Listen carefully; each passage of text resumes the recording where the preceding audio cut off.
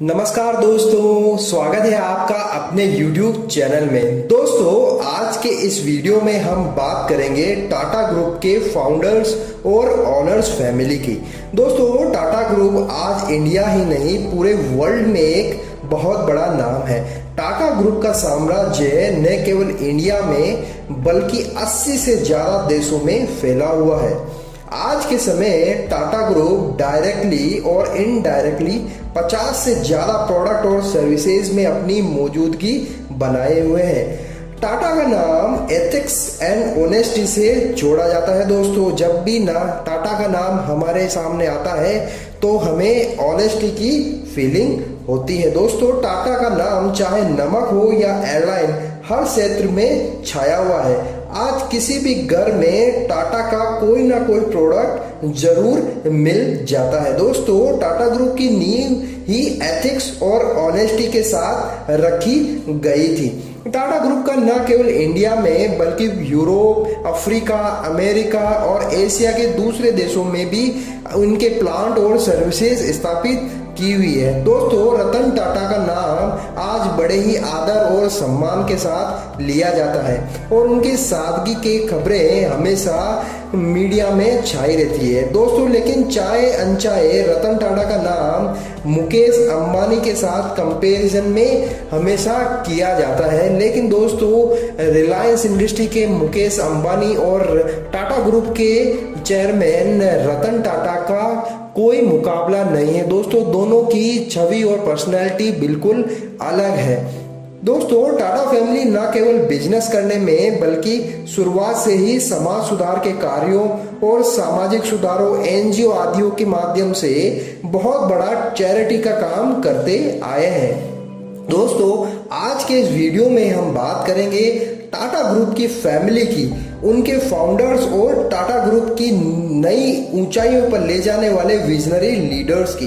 दोस्तों, वैसे टाटा फैमिली बहुत बड़ी है, लेकिन आज के इस वीडियो में हम बात करेंगे कुछ उन इम्पोर्टेंट पर्सनैलिटीज की जिन्होंने टाटा ग्रुप को नई बुलंदियों तक पहुंचाया। दोस्तों, माना जाता है कि पारसी जाति सैकड़ों वर्ष पूर्व पर्सिया, जो वर्तमान में ईरान है, में निवास करती थी और वहीं से ये दुनिया के दूसरे देशों में फैली। इनमें से कुछ भारत में भी आए। पारसी जाति के लोग मानसिक रूप से काफी सुदृढ़ होते हैं और इनका आचरण बहुत ही गर्मामय होता है। दोस्तों, पारसियों का एक जत्था भारत के गुजरात राज्य के नवसारी शहर में आकर बस गया था। टाटा घराने के संस्थापक जमशेदजी टाटा के पिता नौशेरवाजी टाटा का निवास स्थान भी नवसारी ही था। दोस्तों, नौशेरवाजी समाज के सम्मानित वर्गों में गिने जाते थे। इन्होंने सदियों से चली आ रही परंपरा से चिपके रहने के बजाय आगे बढ़कर कुछ नया करने की सोची और व्यापार को अपना कार्य क्षेत्र बनाया। इन्होंने इसके लिए बंबई कूच किया और धीरे धीरे अपने व्यापार की शुरुआत की।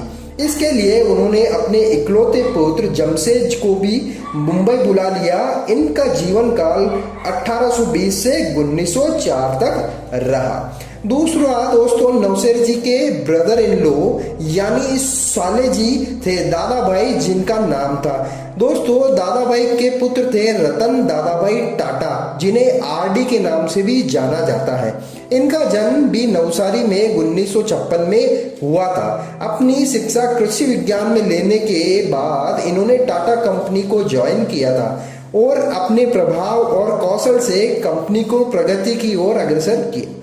इन्होंने टाटा ग्रुप की विभिन्न कंपनी का भारत और विदेशों में संचालन किया था। इनकी मृत्यु 1926 में हुई थी। दोस्तों, आरडी के पुत्र थे जेआरडी टाटा। इनका जन्म 1904 में पेरिस में हुआ था। इनकी माता फ्रांसीसी थी। जेआरडी टाटा की शिक्षा फ्रांस और जापान में हुई थी। उन्होंने कुछ समय फ्रांस की सेना में भी बिताया था। दोस्तों, उसके बाद ये भारत लौट आए और अपने पिताजी के साथ बिजनेस ज्वाइन कर लिया। उन्होंने एक सहायक के रूप में शुरुआत की थी और 1938 में टाटा ग्रुप के चेयरमैन के पद तक वो पहुंचे थे। वे करिश्माई व्यक्ति थे और उन्होंने लगभग 53 वर्षों तक भारत के औद्योगिक विकास में अपना योगदान दिया था। उनकी शादी थेल्मा से हुई थी, लेकिन इनके कोई संतान नहीं थी। अब दोस्तों बात करते हैं नौसेरवाजी के पुत्र जमशेद जी की, जिनका जन्म 1839 में नवसारी में ही हुआ था और जिन्हें आधिकारिक रूप से टाटा ग्रुप का संस्थापक कहा जाता है। उन्हें भारतीय उद्योग जगत का जनक भी कहा जाता है। दोस्तों 1904 में अपनी मृत्यु तक उन्होंने टाटा ग्रुप की एक मजबूत नींव रख दी थी। उन्होंने अपने समय कई उद्योगों में हाथ आजमाया और सफल भी हुए। जमशेदपुर का नाम दोस्तों इन्हीं जमशेद जी टाटा के नाम पर रखा गया है। दोस्तों नौसेरवाजी की एक बड़ी बेटी भी थी जिनका नाम वीरबाई था, जिनकी शादी बापूजी सक्करवाला से हुई थी और उनके पुत्र थे नौरोजी सकलतवाला ने टाटा ग्रुप ने अपना अहम योगदान दिया था। नौरोजी ने भी अपना योगदान टाटा ग्रुप में बहुत ही अच्छे तरीके से दिया था। इनका जीवन काल 1820 से 1904 तक रहा था। दोस्तों अब बात करते हैं जमशेद जी के दो पुत्रों की। सबसे बड़े पुत्र थे दोराबजी टाटा और छोटे पुत्र थे सर रतन टाटा। जमशेद जी के बाद दोराबजी ने टाटा ग्रुप की विरासत को न केवल संभाला बल्कि बहुत आगे भी बढ़ाया। दोराबजी ने टाटा कंपनी को मुसीबतों से निकालकर नई बुलंदियों तक पहुंचाने का काम किया था। वे क्रिकेट और फुटबॉल का भी शौक रखते थे। इनकी शादी डॉक्टर होमी जहांगीर भाभा की पुत्री मेहरबाई से हुई थी। दोस्तों इनका जीवन काल 1859 से 1832 तक रहा था। इनके कोई पुत्र नहीं था। दोस्तों जमशेद जी के छोटे पुत्र सर रतन टाटा का जन्म 1871 में हुआ था और उनकी शादी नवाजबाई से हुई थी। उन्होंने ज्यादातर समय इंग्लैंड में ही बिताया और वहीं से टाटा ग्रुप की कंपनियों का कामकाज देखते थे। उन्होंने कई सामाजिक संस्थानों को दान भी दिया था। उनके भी कोई संतान नहीं थी और उन्होंने नवल होर्मुसजी टाटा को गोद लिया था। 1918 में इनकी भी मृत्यु हो गई थी। दोस्तों अब बात करते हैं नवल होर्मुसजी टाटा का जन्म 1904 में बंबई में एक मध्यम वर्गीय परिवार में हुआ था। इनके पिताजी अहमदाबाद के एक मिल में स्पिनिंग मास्टर थे। जब नवल होर्मुसजी 4 वर्ष के थे तब इनके पिताजी की मृत्यु हो गई थी। नवल जी को अपना बचपन अनाथालय में गुजारना पड़ा।